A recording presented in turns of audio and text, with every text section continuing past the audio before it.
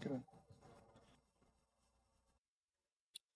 All right, I'd like to call to order the City Council meeting. It is Tuesday, October 22nd, 2024. The time is now 7 o'clock p.m. We will start with the Pledge of Allegiance, followed by a moment of silent meditation.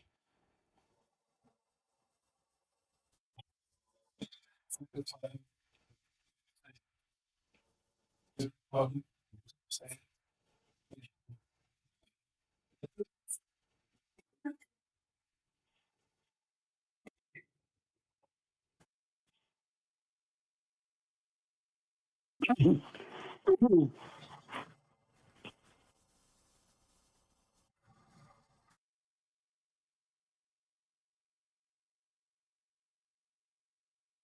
first on the agenda is roll call.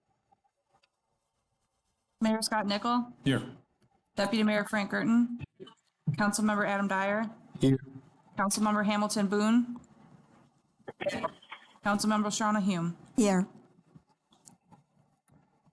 Okay, as we did with the last council meeting, I think we do need to actually take get a motion to allow Hamilton Boone to participate remotely via phone. So I'd entertain a motion. To approve Hamilton Boone participating by phone. Second. Motion by Councilmember Hume, second by Councilmember Dyer. All those in favor signify by saying aye. Aye. Those opposed, same sign. Motion carries 4-0. Okay, next is additions, deletions, or changes to the agenda, if any. Does anyone in council see anything that they wish to see changed? Seeing none, we'll move on to presentations, proclamations, and introductions. The first item is City Government Week proclamation. There's no one here for that, I believe, so I will sign that. We will sign that as council, and we will provide that to them. The next one is Veterans Day proclamation. Same goes for that, I believe, right? So I will sign that, and that will be presented to them. Next is approval of minutes from the September 23rd, 2024 council meeting. Does anyone on council have any comments related to those minutes? Hearing none, we'll sign them into the record. Reports, city manager's report. Good evening, council. Thank you. First item is an action item. It's a request to schedule a tentative special meeting to approve the construction contract for the Algonquin Sports Complex. Unfortunately, there are delays in the development of construction plans, and the release of the request for the proposals is now planned for October 28th of this year, with a closing date of November 21st, which is about 3 weeks, which is normal. The only regularly scheduled meeting in December is Tuesday, December 10th, at which time it is not reasonable to expect a mutually agreed upon contract for the construction services to be ready. Staff requests that the City Council plan to hold a special meeting on Thursday, November 19th to consider approving the anticipated draft contract for the construction services. December 19th. Thanks. Alternate meeting dates include the 20th, the 23rd, the 27th, the 30th, and the 31st of December. Of note, the agreement must be fully executed by December 31st, 2024, or the city will have to return approximately $2.1 million in ARPA funds to the state. So the staff is requesting that we hold a special meeting on the 19th if that's possible. It can be a day meeting, and if somebody is out of the area, if Carl allows, maybe somebody can attend by phone if possible. If there's an issue with that, I don't know if there's an issue with that, but. I'm available December 19th. I have noted in my calendar, there's an Audit Selection Committee meeting on the 19th. We just did that, though. Yeah, no. Okay, I must have a wrong entry there. Okay, I'm available on the 19th, December 19th. Me as well. I would definitely be available. I'm just really uptight with just about 10 days, and we don't come through in those 10 days. We go ARPA bunnies, bye-bye. I'm confident we'll be able to get that done by then. You confident? I'm confident. Okay. I'm available that day too if I should be reelected. I'm available also. Okay. So we will go ahead and schedule the December 19th meeting. Do you guys have a time? Whatever time works as far as I'm concerned. 6 o'clock? I'm here. Work for everybody? 6 o'clock is fine with me. Oh, 6 o'clock it'll be. All right, the next item on the agenda is informational items. City Manager Coffey and I met with DOT, Florida DOT, District 5 representatives about the ongoing safety concerns at State Road A1A and the Atlantic Boulevard intersection. The following is information that was obtained during this meeting. FDOT recently applied for a federal grant to improve the intersection at an estimated cost of $2.6 million. The project would include a raised median, improved turn lanes, and flashing yellow pedestrian light crosswalks.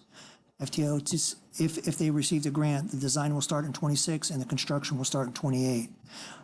Just a little side note, the department worked closely with Best Foot Forward, and we did several evaluations out there and enforcement details, and it was one of the worst, most unsafe crosswalks in Central Florida. So it was a big, that's why we went up there and talked with them. At the request of city staff, FTOD will add the intersection to the list of maintenance projects to include enhanced pavement markings and more prominent pedestrian crossing signs and the installation of a solar warning beacon. This is until they can figure out how they're going to do that. We just received an update this week that they have been approved for this grant. So the project will proceed forward with the design in 26 and construction in 28. In the meantime, they're going to do those enhancements to make it as safe as they can until the construction's up. So that's a pretty big deal. Good. Next item is the police department. Tiffany Petro with our victim advocate has organized a free shredding event at the police department parking lot on November 2nd, 2024 from 10 a.m. to noon. There's a flyer attached for the event. Indian Harbor Beach citizens can bring their essential unneeded paperwork in for shredding. During the event between 11 and noon, Detective Corporal Jim Adams will be there to conduct an informal seminar on scams and how to protect our personnel, your personal information in the police department training room. Staff will begin advertising on all social media platforms, letting our HOA knows and trying to let our community know this is a great event to get out there and get rid of some of your confidential paperwork. On the next item, the Ronnie Stormwater DEP ARPA-funded project update. The request for proposals were released on October 10th, 2024, with a closing date of mid-November. The award of the contract is anticipated to be on December 10th at the City Council agenda for consideration. The Atlantic and Harbour Stormwater DEP ARPA-funded project update. The requests for proposals are scheduled to be released on October 24th with a mid-November closing date. The award for the contract is to be anticipated also on the December 10th City Council agenda for consideration. Give you an update on the Gleason Park restroom project. The directional boarding was completed in early October. The remaining tasks include extending the water and electrical lines and installing the sewer pump unit. Afterwards, the prefab restroom building will be delivered. We're anticipating a completion date of end of November, beginning of December. So that would be nice once that's completed. Just some information on the Algonquin Sports Complex. Due to Hurricane Milton, damage to a power pole. It was broken and leaning. Out of abundance for caution, the Crispino Court entrance has been closed until the pole can be replaced. Something that's near and dear to all our heart is the Hurricane Milton debris removal. The federal government has authorized 100% reimbursement for the debris removal cost within the first 90 days of post-storm. Per the City Waste Management Franchise Agreement, only containerized yard waste will be collected until the FEMA-funded contract removes the bulk debris. Due residents should note that the city cannot collect the bulk waste as there is no safe debris management site in the city where yard waste can be stacked until it can be picked up. Just to give you an update, the Crowder Waste Management is the contractor. They have started, they will be from Pioneer South, and they have actually started, so they've signed the contract, they started. As soon as we get an update on when we can expect them in our community to start picking up, we'll try to get that posted on all the media to make sure our community knows, but it's coming. It's been approved and it's coming. The September Revenue and Expenditure Report in accordance with Article 6, Section 4H of the Charter of the City of Indian Harbor Beach, a copy of the General Fund and ARPA Revenue and Expenditure Reports for the period ending September 30th, 2024. This is for September only. So that is attached. If you guys have any questions, I can answer them. If not, item 10, improved record storage and staff efficiency.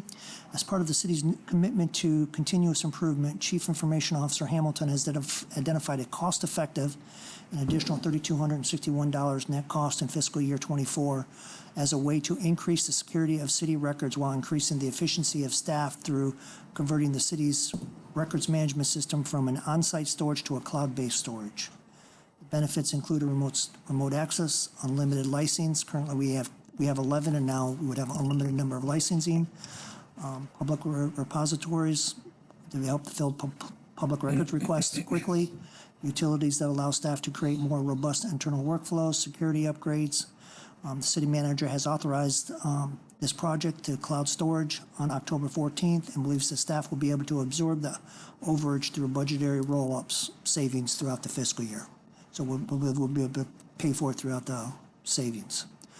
Tentative items on the council agenda, the next council agenda. We have the 2024 municipal election results and the annual council reorganization. Public hearing and second reading for Noise Ordinance 2024 to amend the noise ordinance. Should have passed today. Public hearing and second reading for Noise Ordinance 2024-09, which is a roll forward for the budget amendment. Resolution 760 for noise measurement process. And the first reading for 2024 capital improvement element update, first reading, and then the award of our audit services. Upcoming events, we got Trunk or Treat this Friday, which is always a big event at Gleason Park, from 5 to 6:30. I'll be out there cooking hot dogs, so if anyone wants to come out and get a free hot dog, come on out. It's a great event for all the family. Our shredding event, like we talked about, which is on November 2nd. Election Day, November 5th. Our art show, just as a reminder, our art show is November 16th. Our Board and Volunteer Appreciation Dinner is Wednesday the 20th, November 20th. And our Christmas in the Park, which is also another great community event, which is on December 13th this year from 5:30 to 7:30. That is my report. That's it? Thank you very much. Next is City Attorney's report. Sir? Okay. Next is council comments. I'll start with Deputy Mayor Gerton. The only comment I might have is our new sign that goes up on Gleason Park there. I wonder if we can have anything done with the first part of Indian. You can't really see it. And I don't know what we can do if, the company's local or whatever, if they would consider doing something for it, or maybe everybody likes it. I don't know. But we only have Harbour Beach that shows. We don't have the Indian. And I would hate to not like Indians. Oh. See what we can do? Yes. I noticed that too, Frank. It's a review. Okay, I attended the Space Coast League of Cities meeting October 14th, and Paul Gugelman gave us an update on the Form 6. It is before a federal judge in Fort Lauderdale right now because it is a constitutional law issue, and they've issued an injunction, and Attorney Gugelman does feel there's a high chance that it will prevail, that we will prevail. So that was good news to hear, and it shouldn't be too much longer.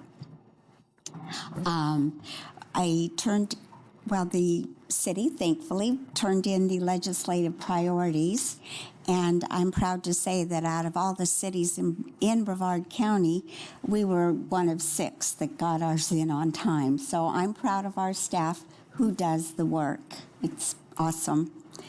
And then I wanted to compliment Chief Butler and the whole staff, everybody who participated in the National Night Out event. It was awesome. People were so happy to get out physically with each other and talk and meet, and it was just awesome. It's what our town is all about, in my opinion. It was just great. And then I did RSVP to an invitation to be in a parade at Ocean Breeze for the city government, City Helpers Week. So I did go and wave to the kids, and I was so happy when one of my neighbors was telling me, one of the little children said, "I saw you at Ocean Breeze." So it just was nice, community thing to do. And then I just wanted to say the fire department open house was well attended. Everybody loved it. And the push-in ceremony of our new fire truck.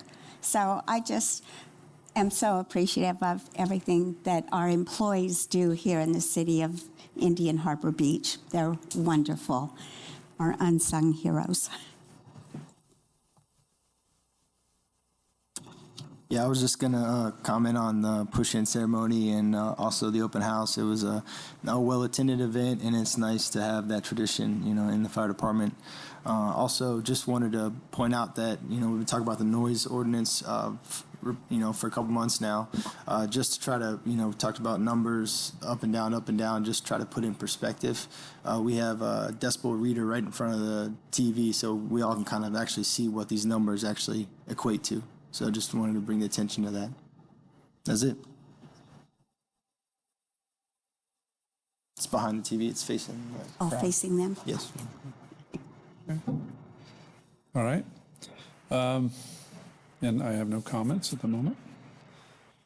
Next is public comments on agenda items only. I did get a couple of speaker cards, but that's regarding the noise ordinance, and I'll open up that item for a public comment at that time when that item comes up. Okay.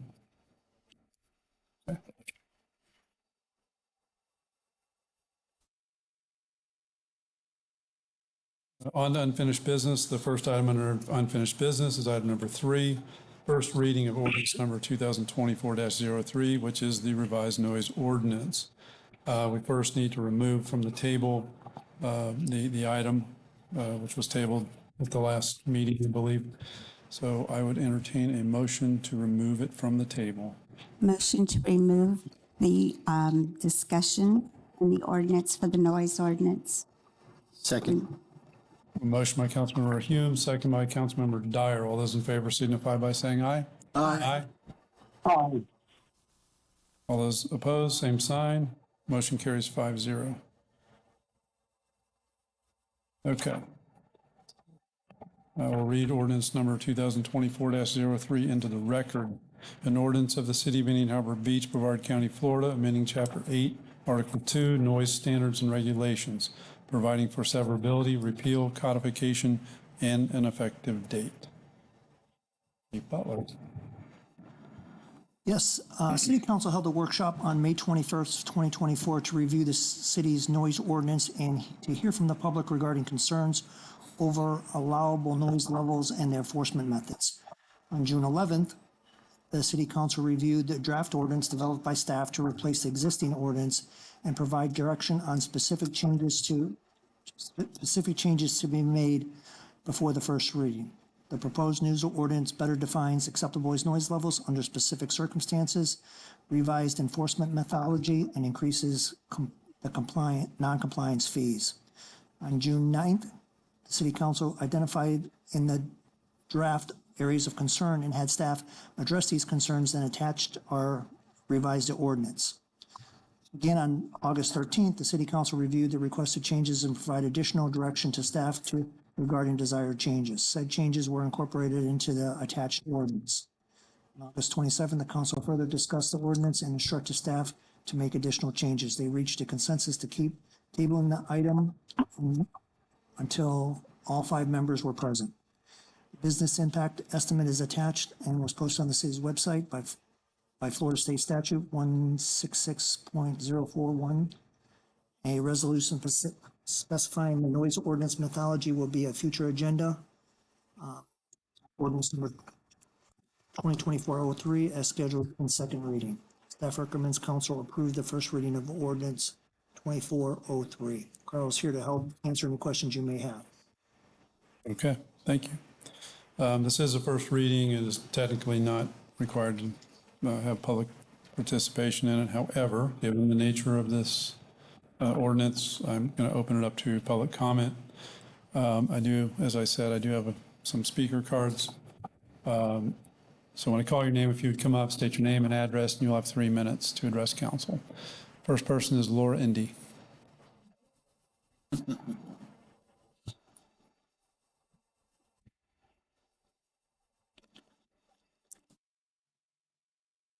Evening, Lori Andy, 121 Lancaster Circle. I really just came tonight to thank the council. Thank you for taking the time to really understand and try and understand what this impact has on the residents. We've been fortunate since you've taken this so seriously with our situation with Palm Springs Condominium and Tide and Tonic, we have now gotten to a place where it's much more reasonable and it is in a living environment and allowing us to live our lives and have some peace and quiet. They made some management changes, it's made a huge difference.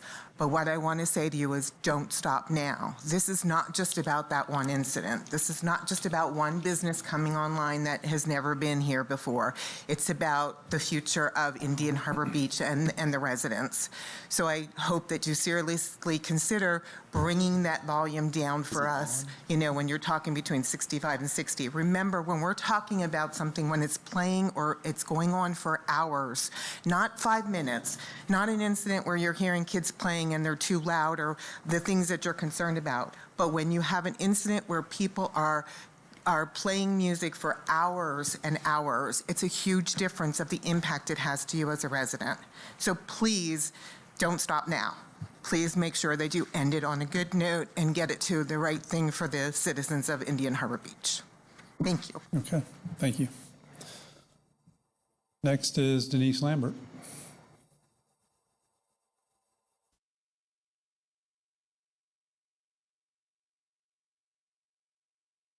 Hey, good evening. Hi, Council, and thank you. I'm Denise Lambert. I live at 123 Lancaster Circle. And I just want to restate, because there's been so many comments from the council about, well, this is about amplified sound. It is not about your pool equipment sound. It's not about air conditioning. It's not about kids playing in the pool and making noise. It's about amplified sound. And for us at our condos, it's 6 to 7 nights, days a week. It's not about a one-time graduation party. It goes on and on and on. You know, if you go into a restaurant bar and you're listening to music and you say, okay, I'm done, I'm leaving, you can do that. But if it's in your home and it's invading into your own home space, which we can hear at 65 decibels through closed hurricane-resistant doors, that is a mental health issue. And I have said this for 7 months. It is a mental health issue when you cannot get away from sound. And I mean, this is something they use in the military for torture. You need to be able to have peace and quiet in your own town, in your own town, in your own home. And, you know, and I just want to say that 65 decibels or 60 is carrying halfway across the parking lot to get to us. So it's carrying a long way to get to us. And it does cost time and money for the council to revisit a city ordinance. And that should be taken into consideration to do it right the first time for your constituents. And we have been the only residents here complaining about this. There has not been anybody else. So we are your constituents. We do vote and we do own homes here. And finally, Mr. Dyer, on September 3rd at a council meeting, you said, and I quote, "I talked to thousands of people while campaigning, and I'm doing my job for the residents." We're your residents, and we are requesting 60 decibels, not only for us, but like Lori said, for our whole community for the future. Please do the right thing. Thank you. Thank you.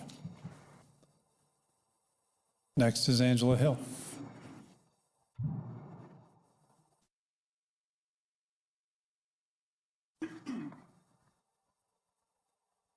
Oh, again, Angela Hill, 123 Lancha Circle. I will just say, while I appreciate the decibel meter, I have one at home as well. And as you've mentioned, this has gone on for many, many months, and I've become a little, amateur expert, whatever you want to call it, because I've taken lots of videos, and I only go out and do that when I'm in my home, doors closed over this whole summer, right? And I think, that seems annoying. What's the decibel of that? So I go out and do that. And I can tell you, it has gotten so much better. I don't feel the need to, call the police. I haven't had that, that feeling of angst in several months. But most of the time when I am, and because it's still kind of annoying, where I live, I'm so close to this open air, which has expanded. We've got the outdoors, sometimes the hoots and the hollers and the whistles and the kids and the fun and all that. It's right next to where I live. And so I will just say, even when I'm kind of annoyed, I go out and look, and it's hovering around 60. So to me, 60 is a livable. I don't love it, but I can live with it. 65 gets where it causes that, whether you call it a mental health issue, but it causes me to not like where I live. So I know it's a fine line, but I just would encourage you to, when we're talking about amplified sound, places that, sell alcohol and have music where people can start to have a lot of fun in an open air environment, and there's no rules about how close they can build, apparently, to where, a residential community is. I just feel like it's reasonable to ask for them to just, and they've been doing it.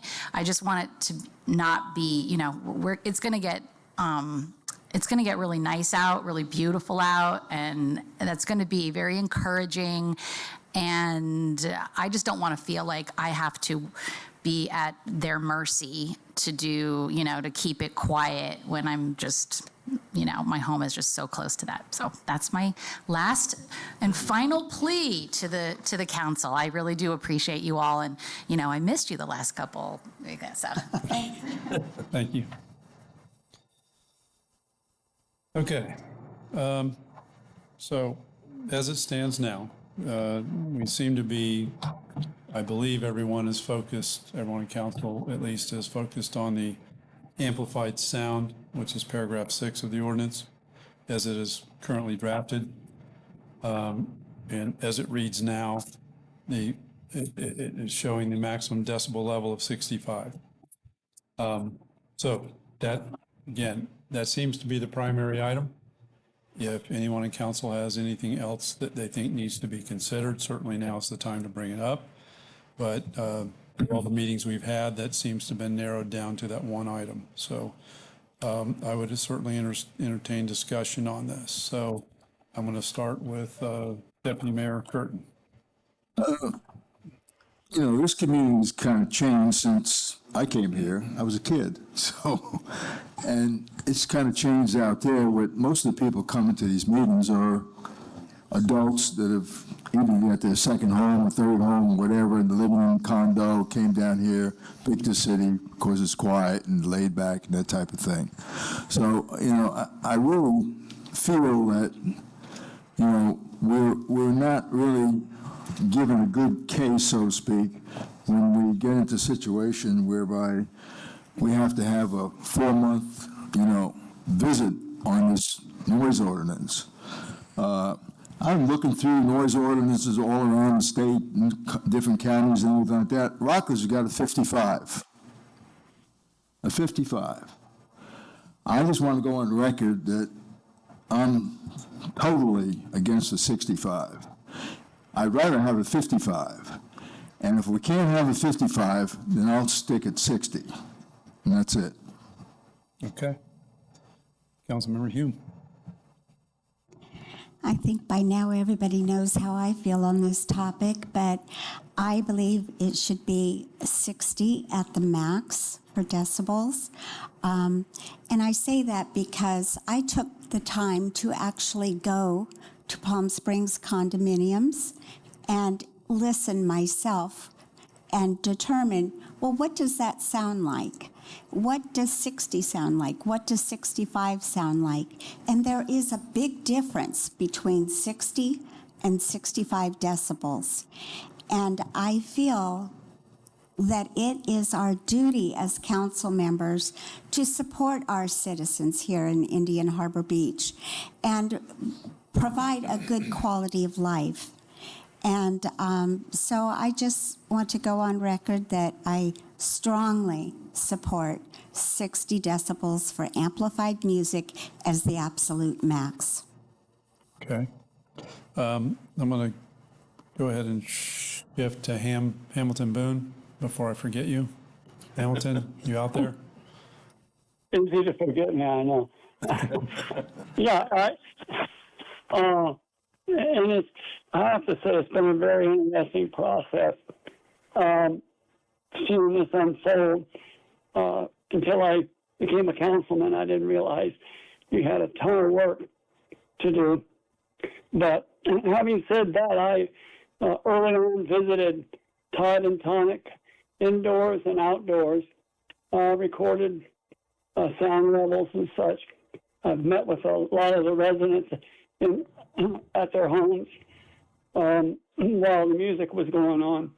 And I feel that for me, 60 is the correct level for the maximum sound level for all residential zoning districts and all other zoning districts for the amplified music. And I would hope that that would solve what the problem is. And that is, you know, the two entities working together so they can both exist agreeably. And that's all I have. Okay, thank you. Councilman Dyer. Yeah, I would just still like to, I think it's good at 65. Normal conversation is right around 60 to 70. The meters just in our normal conversation right now has already reached 70s upwards, close to 80. So it's, I am very sympathetic of, you know, the noise and the issues that it has been causing to the residents. But like I said, you know, you talked about, you know, being receptive to thousands of residents. Well, we're setting a code for 9,000 residents. So I'm just thinking of not just the condo. I'm thinking about business owners, thinking about residents having get-togethers with amplified noise. So, like I said, normal conversation 60 to 70. So I think capping it at 60 is too low. So I'd like to keep it how it is at 65. Okay. Yeah, I've given this just a tremendous amount of thought. We've been back and forth on this for a number of months now. And I think ultimately what we want to come up with is a code that is not so subjective. And we want to have a defined decibel level. We've talked about this. I think we've all agreed upon that. And I've gone kind of back and forth on this. I know publicly I've stated 65. I have been out there on numerous occasions, and again, it's not the Tide and Tonic ordinance. It is simply that's the place that we have in Indian Harbor Beach now, that we have this situation that has arisen, that is kind of driving this. But I have to say that when I've been out there and it's been in that 65 range, it never stays right there. It goes a little over, sometimes. But when I've been out there during those times, it is a little difficult to imagine living right there in those condominiums. So with that being said, and after a lot of thought behind this, I would support it. I would support it at 60. I'm hesitant to do it at 65. with the understanding, though, that keep in mind, and I've said this publicly as well, these ordinances are subject to change. There's always unintended consequences that are created anytime we adopt a new ordinance or modify an ordinance. And so if this becomes if we go toward 60, if it becomes an enforcement nightmare and not just associated with Tide and Tonic and the condominiums, with any other business, if we see a huge uptick in noise complaints and citations, and to me that's a kind of a good indicator that maybe we shot it a little too low, and so that's kind of where I'm at with this at this point. So I would be in favor of a 60 decibel level at this point. So now, with that being said, the draft ordinance is currently written at 65 decibels. So,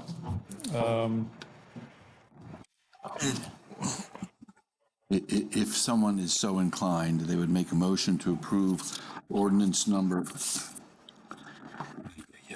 what number? 2024-03, with the modification to section 8-13, subparagraph 6, from 65 decibels to 60 decibels. Can I have a comment? you sure? And what would happen with the 10 o'clock to 8 o'clock in the morning when we go down 5? There's it's not no allowed. amplified sound at that No point. Okay. sound after That's it. It's Okay. done. we cured that. So, any further comments, please? I mean, now's the time, so Just need a motion. I would entertain a motion. I make a motion that we adopt on first reading ordinance 2024-03 with the modification to section 8-13 of the decibel level, changing it from 65 to 60. That would be subparagraph 6. Subparagraph 6.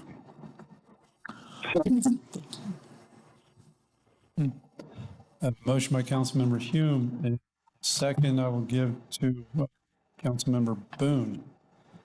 Those in favor signify by saying aye. Aye. Aye. Those opposed, same sign. Aye. Okay. All right, motion passes.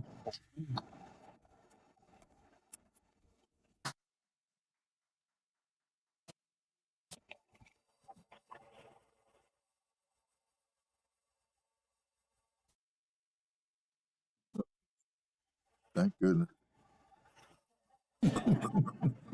We got another reading, remember? That's a resolution.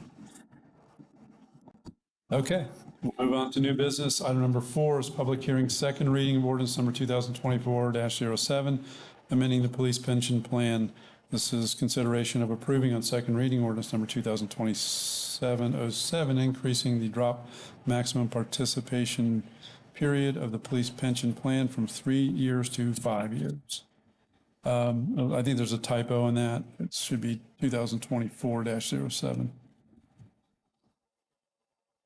Description. Okay, so I'll read the ordinance into the record.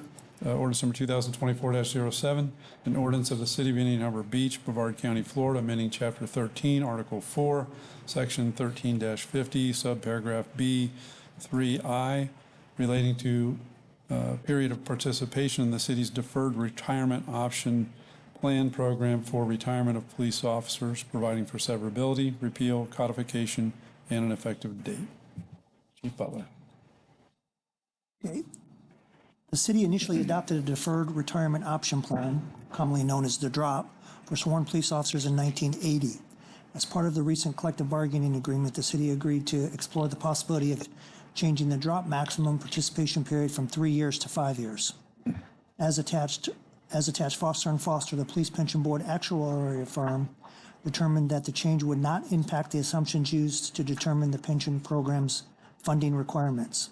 The business impact estimate is attached and was posted on the city's website in accordance with Florida state statute.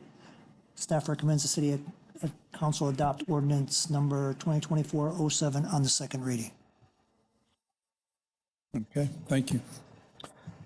This is a public hearing, so I will open the public hearing to anyone in the audience wishing to speak on this item. Seeing none, we'll close the public hearing and bring it back to council. Does anyone in council have any comments? Entertain a motion. Motion to approve ordinance number 2024-07 on second reading. Second. I have a motion by Councilmember Hume, second by Deputy Mayor Gerton. All those in favor signify by saying aye. Aye. Aye. Those opposed, same sign.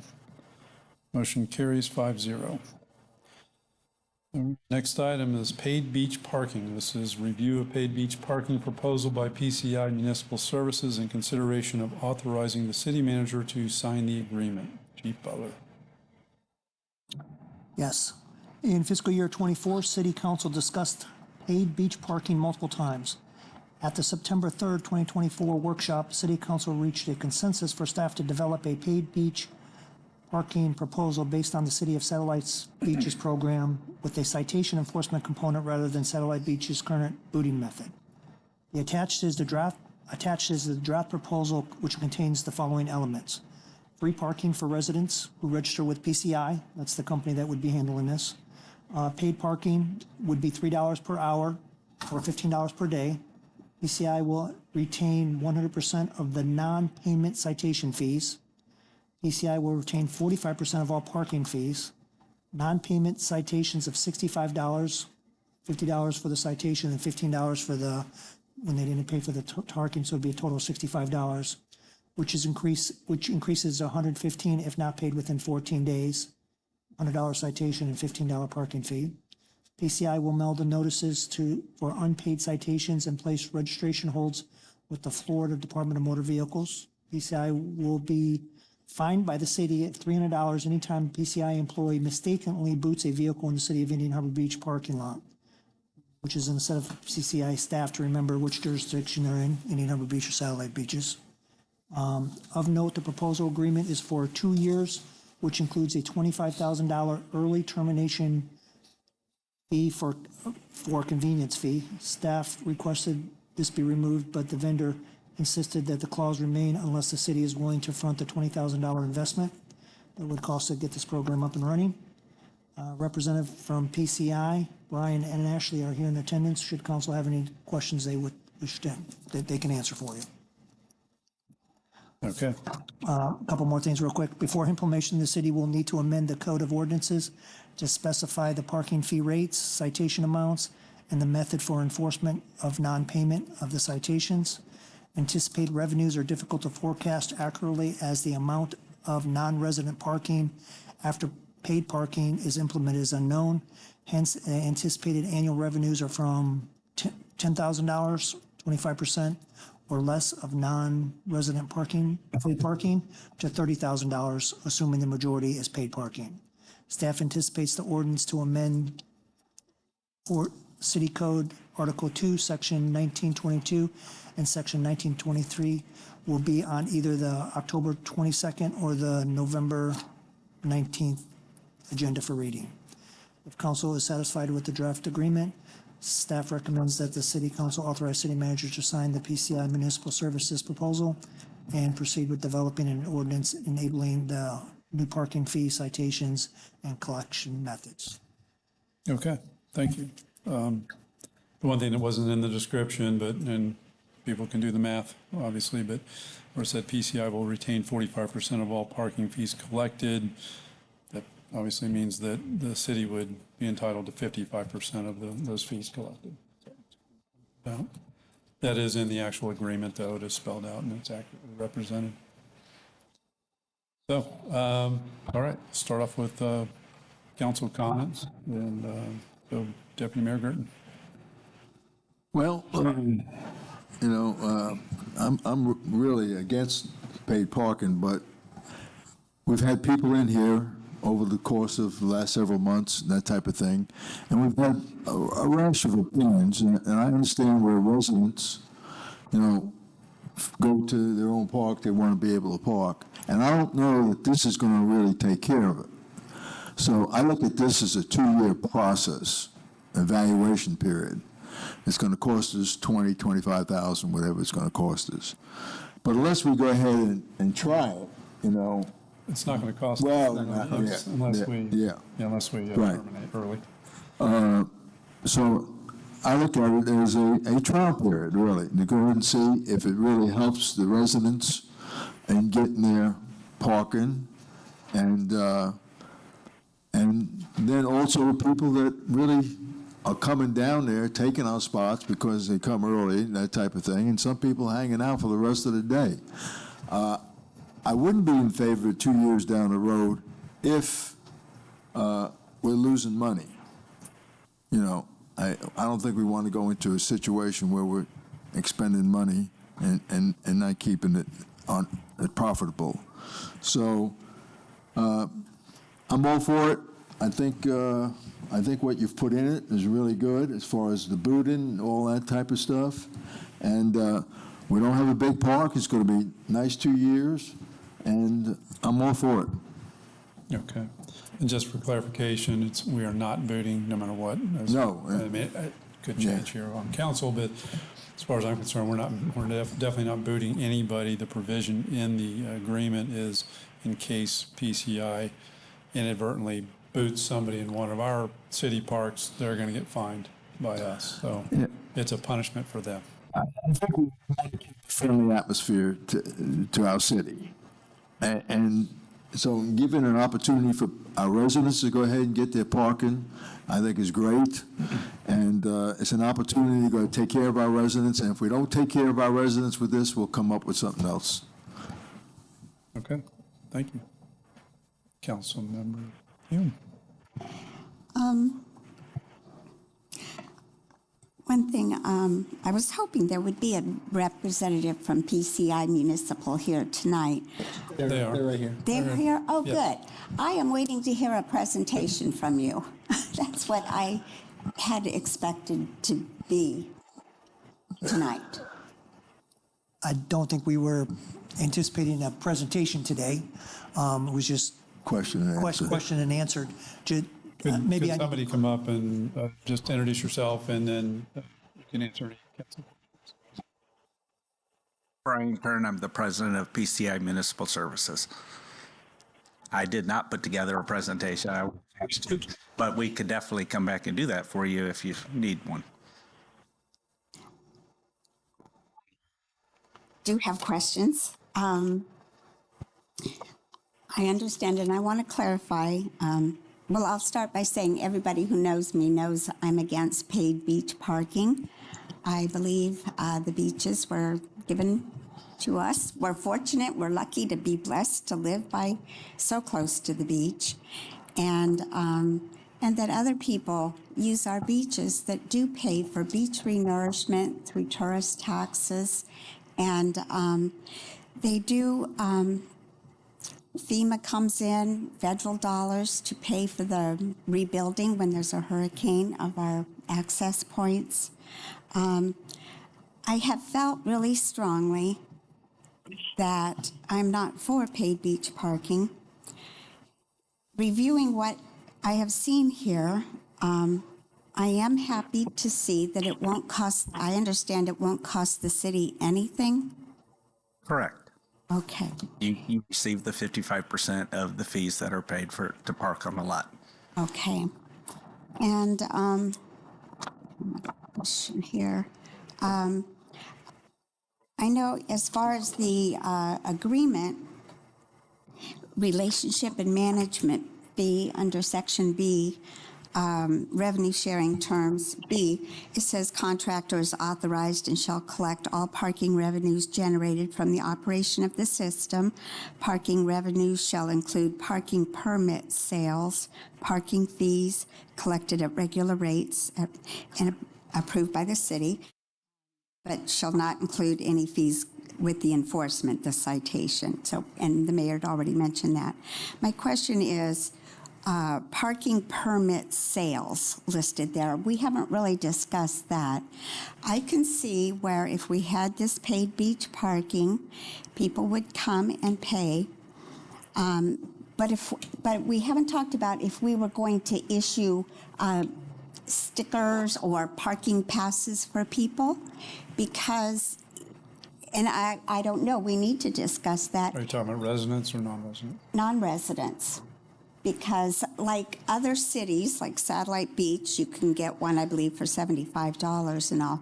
But I think we have so few parking spaces, less than 60 at both parks total, that I don't think a system of selling parking passes is a good idea, because there's not enough parking places. And they would pay and not be able to park. So I just wanted to make sure that, because I did see that parking permit sales in this agreement, and I wanted to address that issue.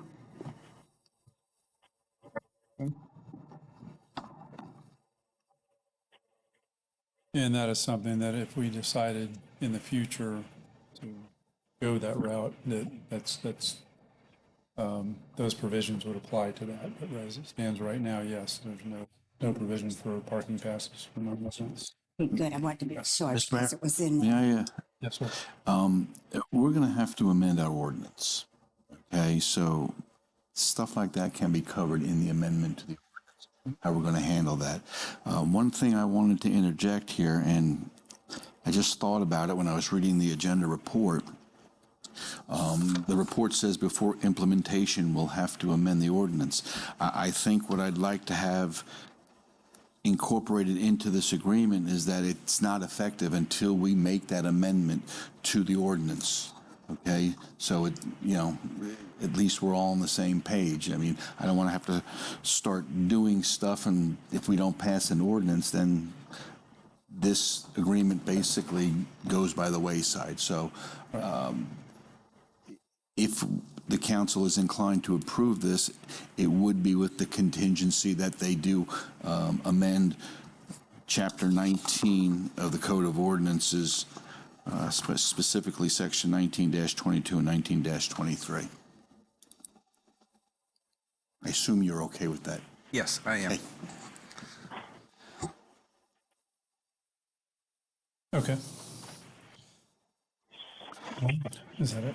Oh, I have more. Okay. I just wasn't sure. Okay, Like you were winding down. well, no, I know, but, I just have more questions after reading this.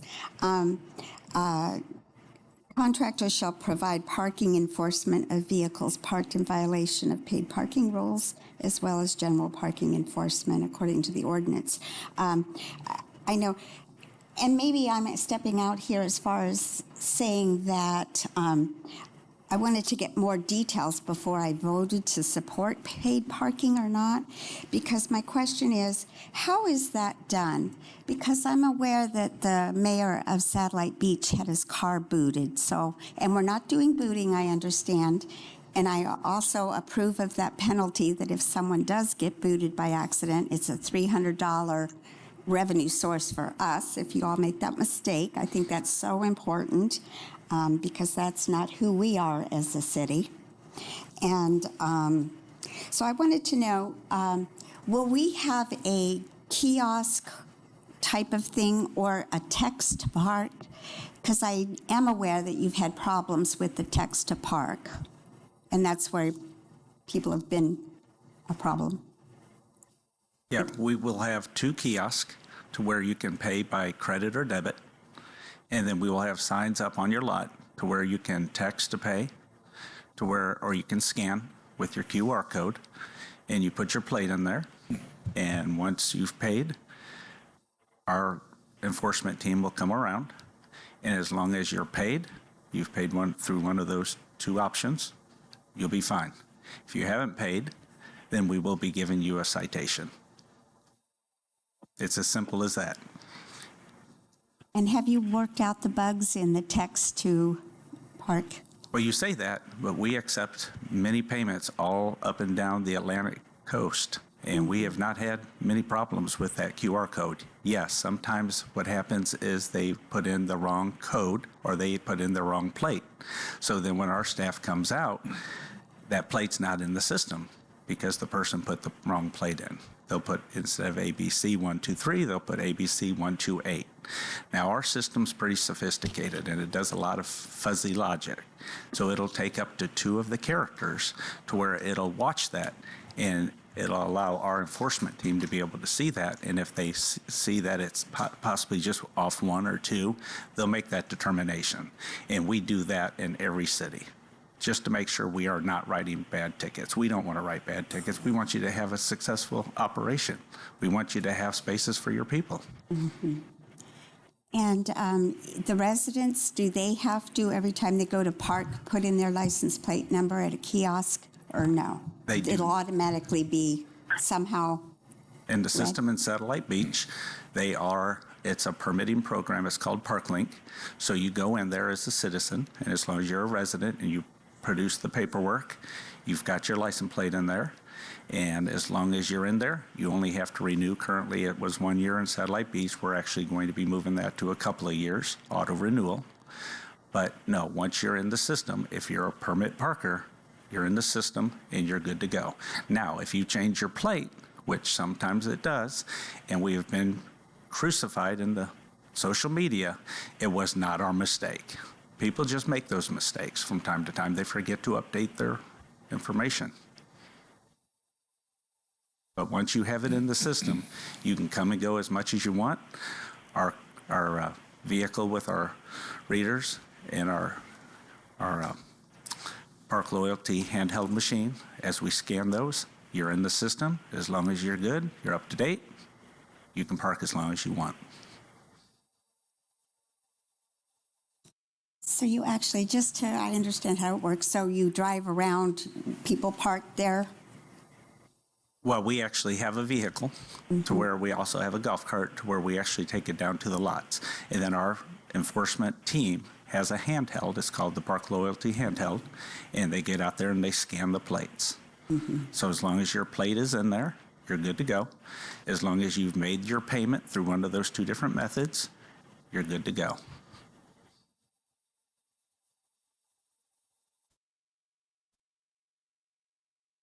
I just want to say I like the part where you do provide 24/7 customer call center support. We do. We have a great call center up in New York, bilingual.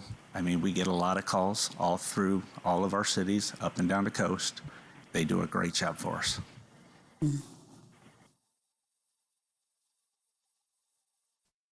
So like if one of our residents has 4 cars, they just go online and register all 4 license plates. That is up to the city. I mean, it's up to your policy and your rules.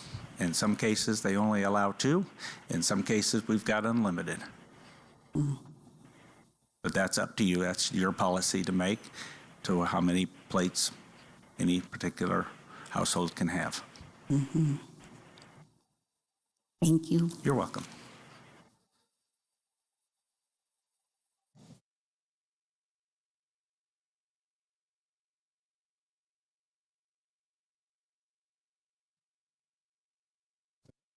Oh, yes, I said thank you. Thank you. Sorry. All right. Councilmember Dyer. So I agree that the beach parking is, I wish we weren't here having this conversation, but unfortunately we have to address the issue that's affecting our city and it's affecting our residents. I do like the fact that this addresses the issues, and it's no cost to the citizens, no cost to the city. No additional workload for the city. The PCI company does all the notification. I like the fact that we've adopted some of the better qualities from the surrounding cities as far as the notification through the DMV, like Indian Atlantic uses, where you can't renew your license until you pay your fee. And obviously the patrolling, and the enforcement.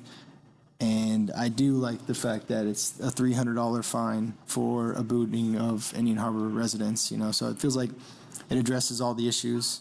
And also, so currently there's no passes for non-residents, so it doesn't really seem to be an issue on this contract right here. Obviously, like everything where we pass is going to be reevaluated and every 2 years on this one. And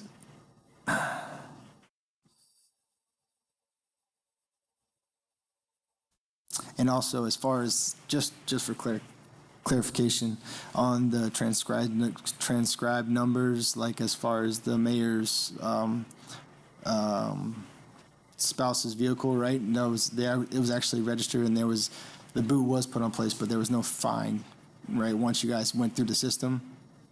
Correct. I mean, Okay, anytime that we see that one, maybe we made an error, we correct it. And So there was no harm, no foul. Obviously, the booting, and we're not doing the booting, so that was rectified.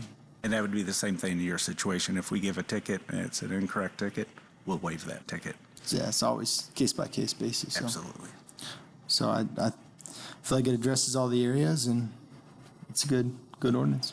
Okay, thank you. Councilmember Boone. Thank you. Excuse me. Couple of questions. How do you handle individuals that don't have a disabled plate parking in disabled spots? Well, we're very careful with that. We do get that situation from time to time to where people have either expired or they don't have a plate that's correct. But we work with them. We don't give them tickets. We usually give them a warning so that they will call us and call our management team so that we can then get that rectified and get it handled so they're in good standing. So, stay there if they don't have the proper license plate or tag hanging from the windshield.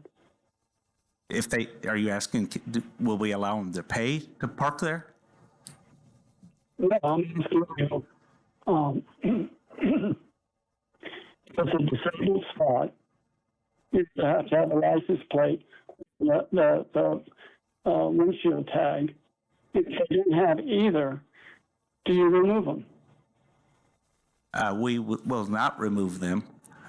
We will, again, that is based on your ordinance and your policy. If you want us to remove them, we can. Typically, we give them that ticket, that citation. So we're also talking about, you're talking about people, Councilmember Boone, are you referring to people that illegally park in handicap parking spaces? Yes, sir. If that's the case, then I believe that's a police enforcement issue there. And the chief confirmed that would be a police department enforcement issue. We can, if that happens, they can notify the PD and they'll come down and they'll come down and take care of it. Thank you. Parking meters, they'll be just kiosks, is that correct, sir? The 2 kiosks, correct. Yeah. And then Okay. we'll have the signs. I noticed in your estimate, you say the lower figure's 10 grand, the upper figure's 30, depending on usage. Yet you ask us to pay a $25,000 early termination for convenience. That you put in a $20,000 investment. What I'd like to see is that it'd be a $20,000 early termination for convenience. Remember, $20,000, we're making an investment with the 2 machines. We've also got to go ahead and get the Park Link and the Park Loyalty machines. So that's why we're asking if you decide to cancel us in that first 2 years for you to reimburse us back that cost. For clarification, is your investment $25,000? When you consider also having to hire more people, Yeah. Yes, it is definitely. So the agenda report may be just short $5,000, but the way I see it, their initial investment with everything is going to be the 25K. Okay. I don't have information. Okay, thank you. Yes. And, yeah, I think the ordinance is, the agreement is well-written, and it does cover all the bases. I think it's well done. And like Councilmember Dyer said, it does kind of take the best parts of some of the other surrounding city ordinances and agreement components. So we do need to decide the number of tags per household. Something that'll have to be in there, but we can, I don't know if that's for now or. I say we do it by ordinance. Okay. So when we consider the ordinance, we can do that. Yes, sir. But, you know, other than that, I've come around on the idea of paid parking. Originally, I was not for it. However, I do see the problems that are created. We just have a lot more people trying to go to the beach now. And, you know, I've seen a number of families that pull up that I know who they are. They're locals. They pull up with their family and they drive through the parking lot and they go right back out. So they go off to another city's beach access where they go home. I don't know that this is going to cure the problem. I think it's something that can, at a minimum, help us pay for park maintenance.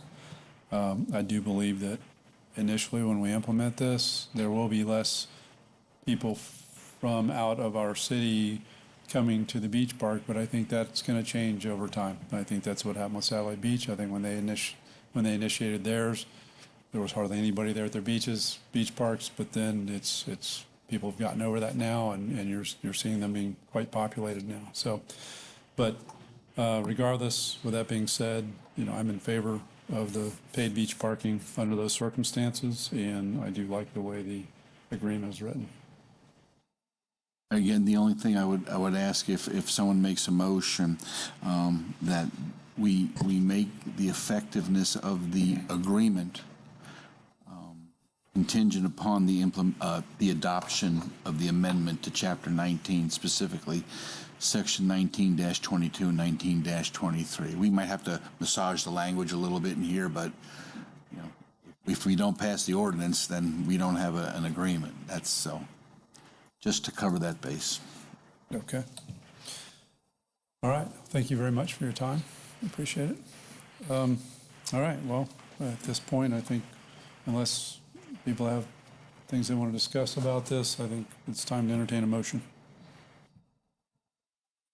I'd like to make a motion to authorize the city manager to sign the PCI municipal services proposal and proceed with developing an ordinance enabling the new parking fees, citations, and collection methods under the stipulation that the city code is amended section 19-22 and 19-23 to reflect the same in the proposed contract. Second. Okay, I have a motion by Councilmember Dyer, a second by Deputy Mayor Gerton. All those in favor signify by saying aye. Aye. Nay. Those opposed, same sign. Nay. All right.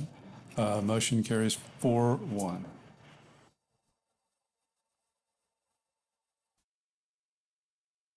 All right. Item number 6, first reading ordinance number 2024-09. This is fiscal year 25 capital project roll forward budget amendment. This is for consideration of approving on first reading ordinance number 2024-09, amending the fiscal year 2024-2025 budget by rolling forward unexpended project budgets from fiscal year 2023-2024. I'll read the ordinance into the record. Ordinance number 2024-09, an ordinance amending budget ordinance number 2024-06 for fiscal year October 1st, 2024 through September 30th, 2025 by changing certain amounts shown as anticipated operating revenues and expenditures, resulting in an overall increase of $3,503,000 in the general fund, an increase of $207,000 in the stormwater fund, an increase of $1,799,968 in the American Rescue Plan Act Fund, and providing for severability and an effective date. Chief Butler. Yes, Mayor. On December 12th, 2023, the City Council endorsed the fiscal year budget preparation calendar, which included discontinuing the past service of rebudgeting capital projects not completed in the prior year, which resulted in the appearance of duplicate requirements, in lieu of rolling forward unexpected capital projects in the new fiscal year via a budget amendment. While new to the city, roll forward budgeting amendments are common in other Florida municipal budgetary processes. Below are the detailed changes made via the ordinance number 2024. Instead of reading all this, basically what we're doing here is items that we couldn't finish in one budget year, we're taking the money that was allotted to that, putting it back in the general fund, and then adding that to the new budget year and we're adding the new projects to the following budget year. Instead of making it look like we used a fire truck, instead of making it look like we bought a fire truck in 3 consecutive years, we really only bought one fire truck. And it took us 3 years to get to that because it's a long process. So that's what this does. It kind of shores it up. It's a different way of doing the budget, kind of more modern. Okay.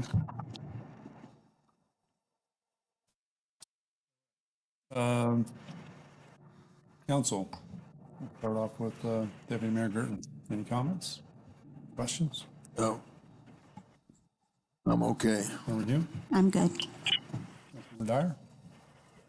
Councilmember Boone? I'm good. Okay. I would entertain a motion. I make a motion we approve ordinance number 2024-09, amending the budget ordinance 2024-06. Okay. A motion by Councilmember Hume. Second. Second by Councilmember Dyer. All those in favor signify by saying aye. Aye. Aye. Those opposed, same sign. Motion carries 5-0.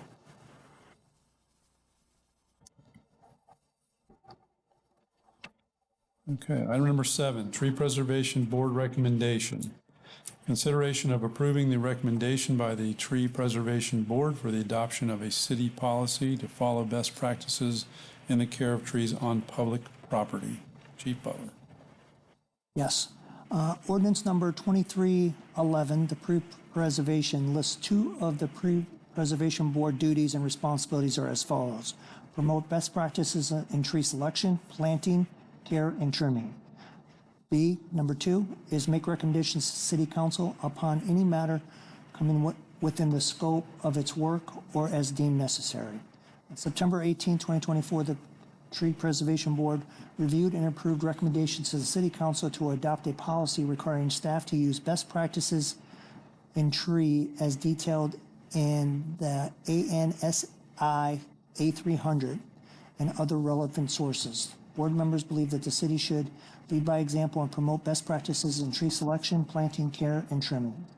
Of note, the city is currently recruiting a Public Works ground supervisor as authorized position created when the Public Works Assistant Director retired recently, and the city manager has decided to not fill the newly created vacant position in lieu of a ground supervisor position, who will be the Public Works Department liaison to the Tree Preservation Board and will be the lead person within the department for tree and turf management. If the recommendation is approved, staff will create an administrative policy and reduce to writing the new tree care standards.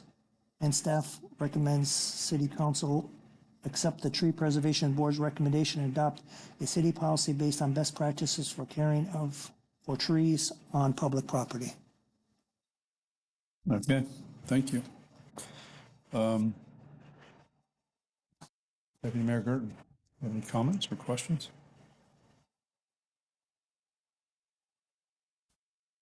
Oh, okay. Councilmember Hume. The main reason we're doing this is to fulfill one of those requirements of the Tree Preservation Board that you have to, because we have established that, it's part of that criteria is why we have to do, or we, Have to do it. we don't have to. No, they're just making a recommendation.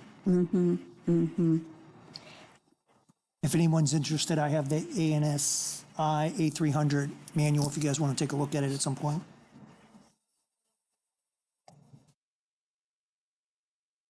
ANSI, okay. Okay, I know I think our grounds people do an excellent job and everything, and I guess if we're just,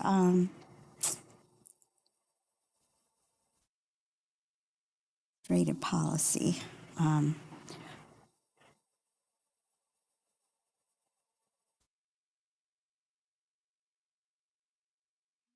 just always think there's a lot more bureaucracy to things, but if it is part of your program, I guess I could support that. Okay. Councilmember Dyer. So it just, to my understanding, it's just it's a national standard for planting, care, and trimming of the tree, and it's just, it makes sense that we created a tree board, and then this just outlines that we should, be receptive to their recommendations, and we still have to approve it. So it makes perfect sense to me. So I support it. Okay. Councilmember Boone. Yeah, I just have one question. Where we were reading that we tree care is detailed in ANSI 300 and other relevant sources. My question is, my understanding that ANSI A300 is an independent organization that's used throughout the United States and has all of the features that we need for good management. So I would question, what are the other relevant sources?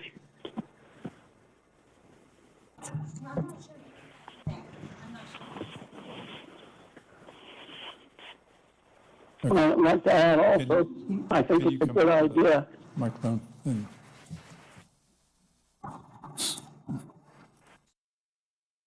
I'm assuming that John had added the other relevant sources just so that way he could encompass everything in case he had read something somewhere else.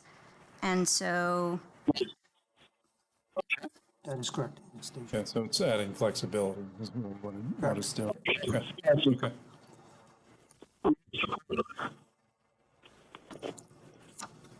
Okay. The ANSI standards are 147 pages long. Okay, so, and it's probably not all applicable. So if the council wants us to develop a policy, we will, based on this document, but, it's quite comprehensive. Like I said, it cites to other sources in the document itself. So, that's all covered in this thing. Okay. Yeah, this seems like it's a, lead by example type of approach, which makes sense. The city needs to do that. So I'm in favor of it. Do consensus? Yes, sir. For this? Okay, so I'm in favor of it. Yeah, I'm also in favor of it. I support it.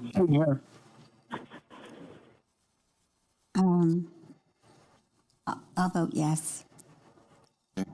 We'll start digging through this thing. No pun intended. Start digging, get the shovel. I charge extra. On to item number 8. Item number 8, approval of the Audit Selection Committee's ranking of proposals. This is consideration of approving the Audit Selection Committee's ranking of proposals for audit services and authorizing staff to begin negotiations with the top-ranked firm. Chief Butler. Yes, thank you. In late July, the city was notified that our current auditors, that they would not be exercising the last year, the last option year on their current contract with the city. Therefore, we had to go out for bid for a new audit firm to conduct the fiscal year 24 audit. State statutes as attached have specified requirements for audit selection processes. On August 13th, the City Council established five members of the City Council as the Audit Selection Committee. On September 5th, 2024, the Audit Selection Committee met to develop evaluation criteria, approve the request for the proposal for the RFP, and announce the RFP's release date. The city received 3 proposals on August 14th, 2024. The committee met on August 22nd, today, in 2024, and ranked the firms. Therefore, staff recommends that City Council authorize the staff to negotiate a contract with the audit services with the top-ranked firm identified as an Audit Selection Committee on their after October 22nd, 24 meeting at $1,800. And that was CRI. Okay. Thank you. Anyone on council have any questions? Pass. Hearing none, I would entertain a motion. I'd like to make a motion to authorize staff to negotiate a contract for audit services with the top-ranked firm identified by the Audit Selection Committee at our earlier meeting, being CRI. Second. A motion by Councilmember Dyer, second by Deputy Mayor Gerton. All those in favor signify by saying aye. Aye. Aye. Those opposed, same sign. Motion carries 5-0. Next, in public forum, anyone in the public wish to speak, please step forward, state your name and address, and you'll have 3 minutes.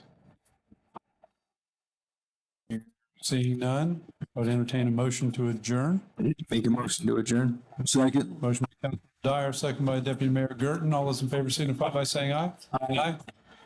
Same sign. Sorry, I didn't know it was Ansi. I just